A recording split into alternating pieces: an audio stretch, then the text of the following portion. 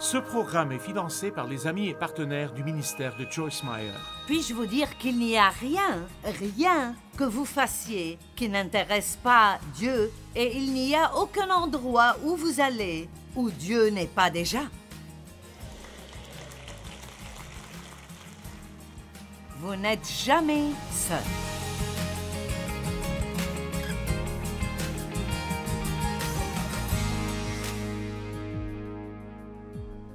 Ça m'émerveille. Je suis toujours émerveillée par combien il y a de choses dans un seul chapitre de la Bible. Mais si nous lisons rapidement, nous manquons souvent beaucoup de ce qu'il y a. Et donc aujourd'hui, je veux partager avec vous sur Jean chapitre 21. Dans Jean chapitre 21, il y a 9 leçons juste dans ce chapitre de la Bible. Je ne vous promets pas que nous parlerons de tous les 9 parce que je sais qui je suis, mais nous ferons de notre mieux. Jean chapitre 21, verset 1. Après, Jésus se montra encore aux disciples sur les bords de la mer de Tibériade. Et voici de quelle manière il se montra. Donc, essayez juste d'imaginer ceci.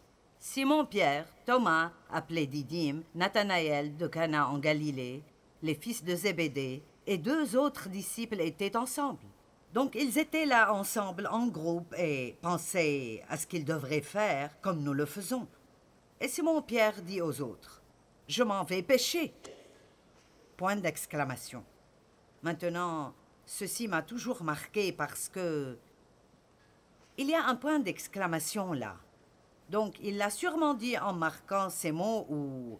Et je ne sais pas pour sûr, mais peut-être que Pierre et quelques-uns des disciples étaient juste un peu frustrés. Vous savez, ils avaient ces pensées à propos de Jésus et ce qui allait arriver. Et le voici qui est mort et il n'est plus là. Et peut-être qu'ils ont pensé qu'il allait revenir et faire quelque chose, et ils ne l'ont pas vu pendant un moment. Et donc, Pierre était un pécheur avant que Jésus ne l'appelle. Et donc, c'est un peu comme s'il avait décidé qu'il allait revenir à ce qu'il faisait avant. Vous devez faire attention si vous sentez que Jésus n'a pas apparu dans votre vie pendant un moment et ne pas décider de revenir à ce que vous faisiez avant. Amen. C'est la leçon que nous n'aurions pas apprise si nous n'avions pas ralenti pour regarder cela. La deuxième chose ici est lui dire « Nous y allons avec toi ». Point d'exclamation. Eh bien, j'aime ça aussi. Savez-vous qu'un leader ou la tête d'une famille, ils ont un certain don de persuasion. Et c'est assez mal de pécher vous-même, mais c'est doublement mal quand vous y poussez d'autres avec vous. Et donc, c'est vraiment intéressant que tout ce que fait un leader, sans même vraiment dire aux autres de le faire, les gens le feront aussi. Il y a des années, lorsque j'ai commencé à travailler dans un ministère de femmes, mes cheveux étaient un peu plus longs et je les relevais avec un bandeau. Et il était décoré. Et je n'ai jamais dit à personne de le faire, mais ça n'a pas pris longtemps pour que presque toutes les femmes de l'Église mettent un bandeau. Les cheveux tirés en arrière. Vous devez donc comprendre que si vous voulez diriger quelque chose, vous feriez mieux de guider les gens dans la bonne direction parce que vous n'êtes plus seulement responsable de vous-même, mais vous êtes aussi responsable des choses dans lesquelles vous les guidez et dirigez. De même pour la parentalité. Vos enfants vont faire beaucoup plus ce qu'ils vous voient faire que ce que vous leur dites de faire. Amen. Vous voyez ce que nous apprenons déjà? Maintenant. Alors ils sont allés et ils sont montés dans le bateau. Et voici le message suivant. Mais la nuit s'écoula sans qu'il n'ait rien attrapé. Vous voyez ce qui se passe quand vous faites juste vos propres plans? Oh, il ne se passe rien, je vais pêcher. Oui, nous allons venir avec toi. Et ils n'ont rien attrapé. Certains d'entre vous n'ont rien attrapé depuis longtemps.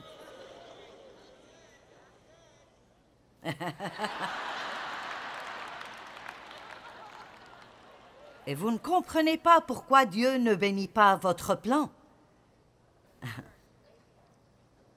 Allez maintenant, Dieu n'a pas à bénir notre plan. Son plan est déjà béni.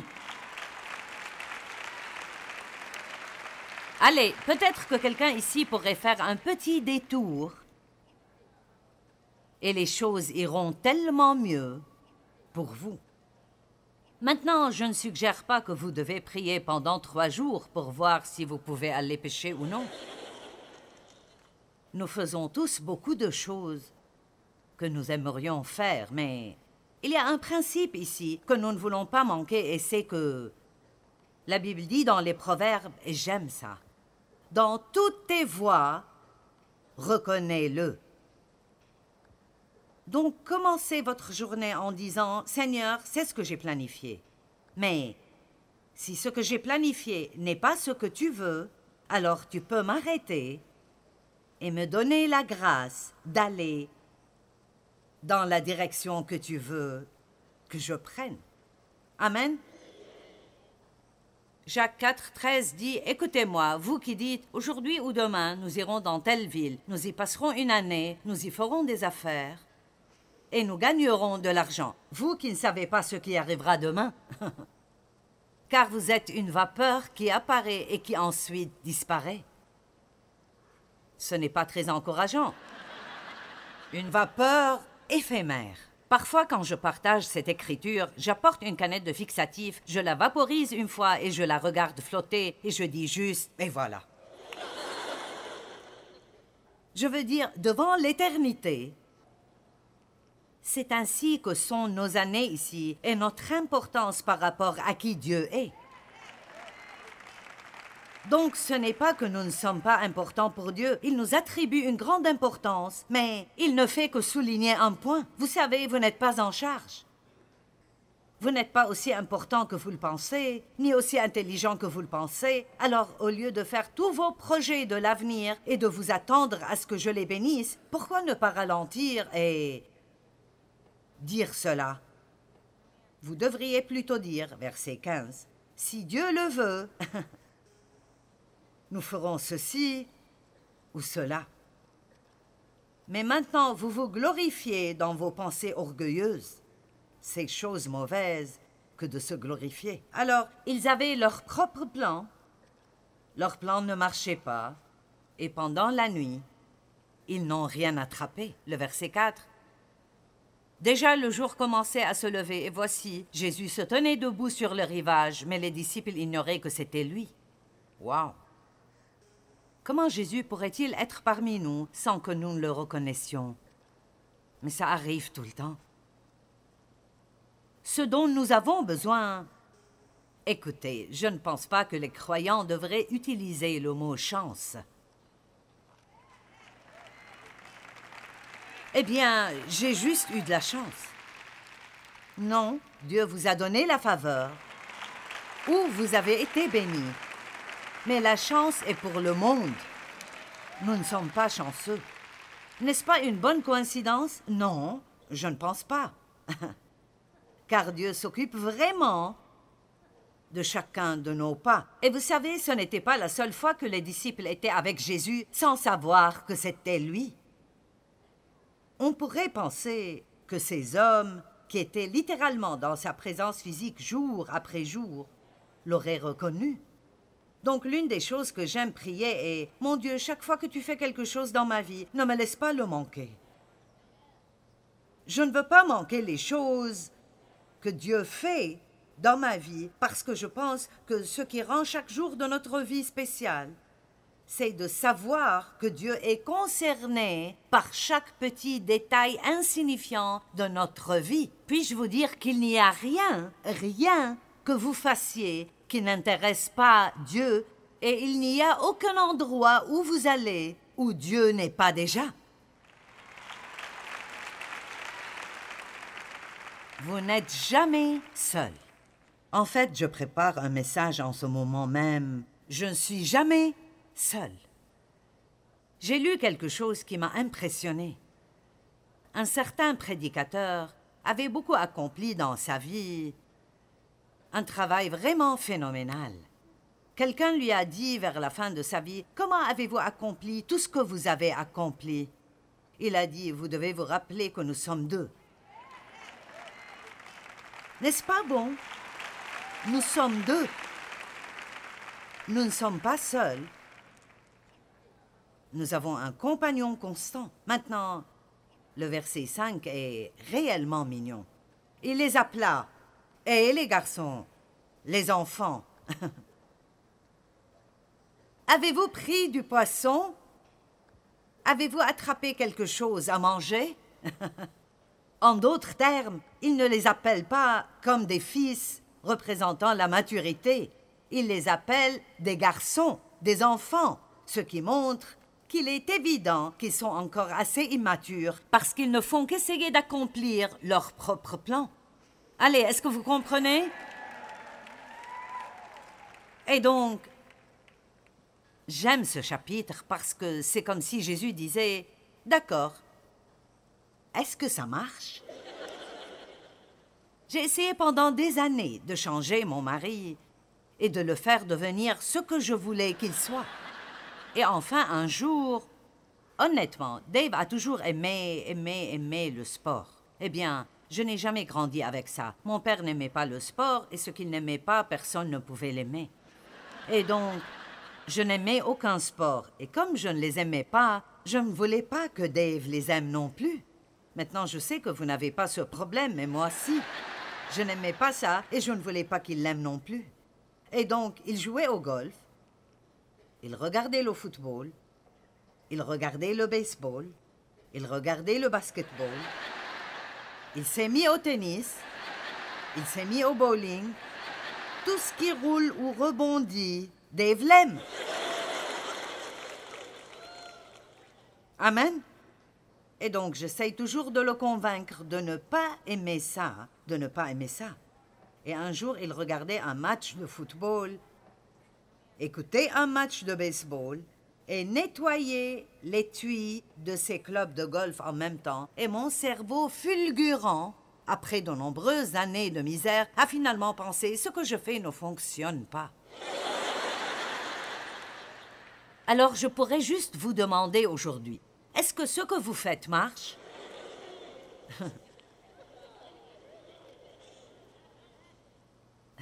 Certains ont peut-être besoin de perdre le contrôle et d'aimer cela.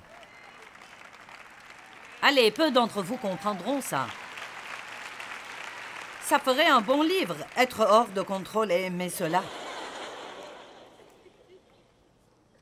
Autrement dit, à quel point serait-ce merveilleux si nous pouvions arriver au point où nous savons que nous n'avons pas la capacité de gérer le monde et de faire en sorte que tout le monde dans l'univers fasse ce que nous voulons qu'il fasse.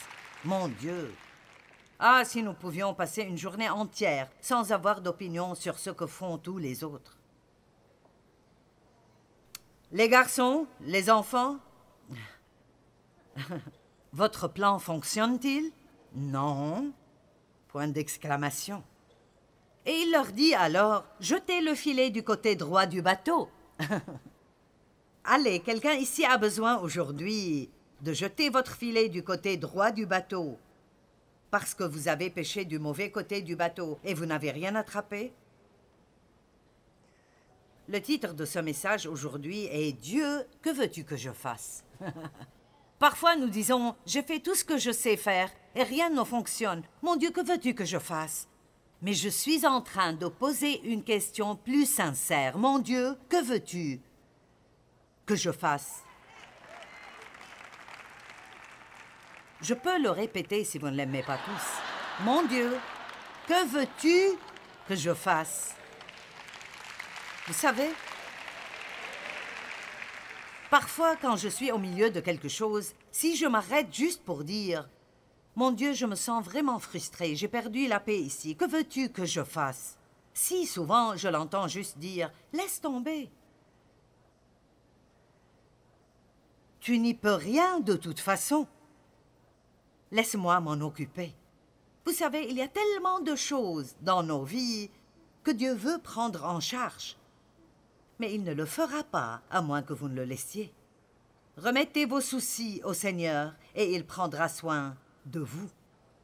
Tout d'abord, nous devons cesser d'essayer de tout faire et montrer que nous faisons confiance à Dieu. Alors il leur dit au verset 6, « Jetez le filet du côté droit du bateau et vous en trouverez. » Ils lancèrent donc le filet et ne purent plus le remonter, tellement il y avait de poissons. J'aime ça. Combien d'entre vous aimeraient qu'un gros camion s'arrête dans votre allée et jette simplement des tas de bénédictions juste devant votre porte? Amen. Le disciple que Jésus aimait dit alors à Pierre, « C'est le Seigneur !» Grande révélation. Lorsqu'il a vu le miracle, une autre leçon ici. Il a cru que c'était Dieu. Mais vous savez, Jésus a dit à Thomas, qui avait dit, « Je ne croirai pas à moins que tu ne me montres ton côté et tes mains, les cicatrices sur ton côté et tes mains. » Jésus l'a rencontré là où il était. Il nous rencontrera où nous sommes. Et alors il lui a montré pour que Thomas puisse croire. Mais ensuite il a dit, « Heureux ceux qui croient et qui n'ont pas vu. » Et c'est facile de vous enthousiasmer si vous avez reçu votre guérison.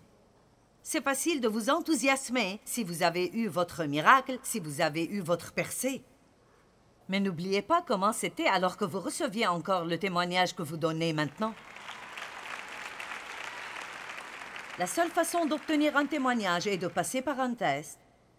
Et comme nous l'avons déjà dit, nous devons aimer Jésus tout autant lorsque les choses ne se passent pas comme nous le souhaitons que lorsqu'ils le font. Et je crois fermement que si vous ne pouvez pas aimer Dieu dans les moments difficiles, vous ne l'aimerez pas dans les bons moments. Et je sais que les gens pensent que cela n'a pas de sens, mais c'est la vérité. Parce que nous sommes plus enclins à chercher Dieu quand nous avons un besoin que nous le sommes quand nous n'avons pas de besoin. Donc si vous l'aimez tout autant dans la vallée que vous l'aimez sur la montagne, vous resterez probablement au bon endroit et respecterez vos priorités. Peut-être que vous avez obtenu votre percée maintenant et vous avez réussi et tout va bien pour vous. Mais n'oubliez pas d'avoir de la compassion pour ceux qui ne l'ont pas encore eu.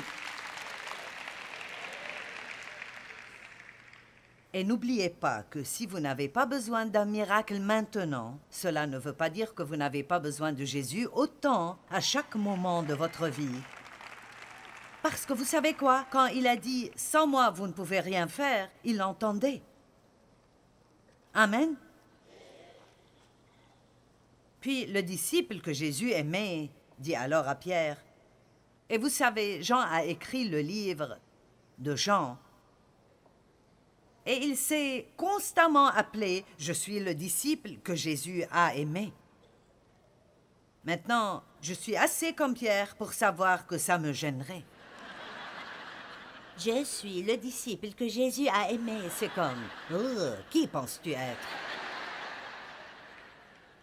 Quelle confiance il a dû avoir! Plus qu'aucun autre disciple, il était concentré, non pas sur son amour pour Jésus, mais sur l'amour de Jésus pour lui. Et il a vécu plus que les autres. Amen.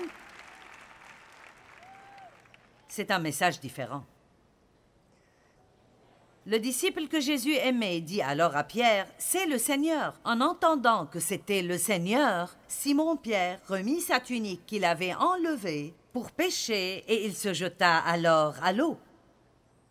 Les autres disciples regagnèrent la rive avec le bateau en remorquant le filet plein de poissons car ils n'étaient qu'à 100 de mètres du rivage. Une fois descendus à terre, ils aperçurent un feu de braise avec du poisson dessus et il y avait du pain. Maintenant, voici une autre leçon incroyable. Jésus leur dit, « Apportez quelques-uns de ces poissons que vous venez de prendre. » Simon-Pierre remonta dans le bateau et tira le filet à terre. Il était rempli de 153 gros poissons. J'ai recherché partout et personne ne sait exactement pourquoi c'est 153. La seule chose que j'ai trouvée, et ce n'est même pas certain que ce soit vrai, c'est que quelqu'un a dit qu'il y avait 153 espèces de poissons différentes à l'époque et qu'une partie du miracle était qu'il y avait un poisson de chaque espèce. Mais je pense que si pour aucune autre raison, ces poissons ont été comptés et cela a été enregistré dans la Bible juste pour nous montrer la grande attention que Dieu accorde à chaque petit détail de notre vie.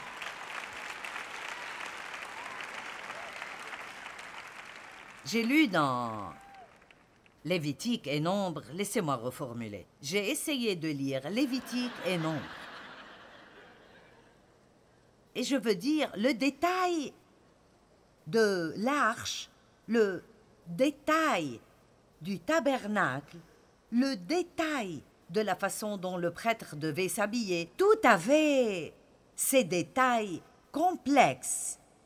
Mais ensuite, vous entrez dans le Nouveau Testament et la Bible dit qu'il connaît le nombre de cheveux sur notre tête. Maintenant, je sais que pour certaines personnes, ce n'est pas aussi difficile que pour d'autres, mais...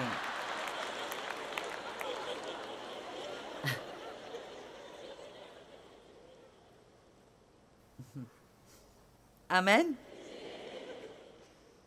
Pensez-y une minute. Je ne sais pas ce que nous pensons. Dieu n'est pas simplement pour les urgences.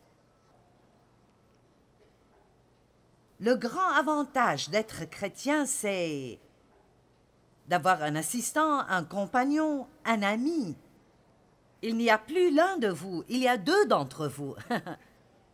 Hier soir, un grand nombre de personnes ont reçu le Christ et je prie que la même chose se produise aujourd'hui, car vous ne voulez pas vivre votre vie seule et faire vos propres plans et passer votre vie à ne rien attraper.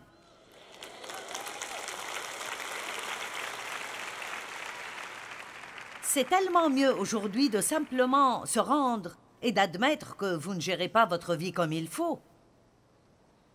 Demandez à Jésus de prendre la relève. Amen. Demandez-lui d'entrer et de contrôler et de prendre la relève. Et puis j'aime cela, le verset 13. Je secoue la tête chaque fois que je vois ça. Et Jésus vint et prit le pain et le leur donna, ainsi que le poisson. Au cas où vous auriez manqué cela, Jésus leur a préparé le petit déjeuner. Quoi? Le Seigneur ressuscité. Il était mort, était allé en enfer, avait pris les clés de l'enfer et de la mort de Satan, était sorti de cette tombe victorieux, avait pris son sang dans le Saint des Saints, était revenu pendant les 50 jours, s'est manifesté, lui, le ressuscité, le roi des rois, le Seigneur des seigneurs, celui qui est tout de tout. Et il leur a préparé le petit déjeuner. Quel exemple! Et puis nous devons penser à Jean 13 et c'est tellement rempli de leçons. Peter parlait ce matin de... Savez-vous qui vous êtes? La seule façon de vraiment servir les autres avec une bonne attitude est de savoir qui vous êtes. Jésus savait qui il était. Alors il n'avait pas à prouver qui il était. Il a préparé le petit déjeuner. Vous savez, Dave me demande de temps en temps, « Tu peux me cuire des œufs? » Et je ne...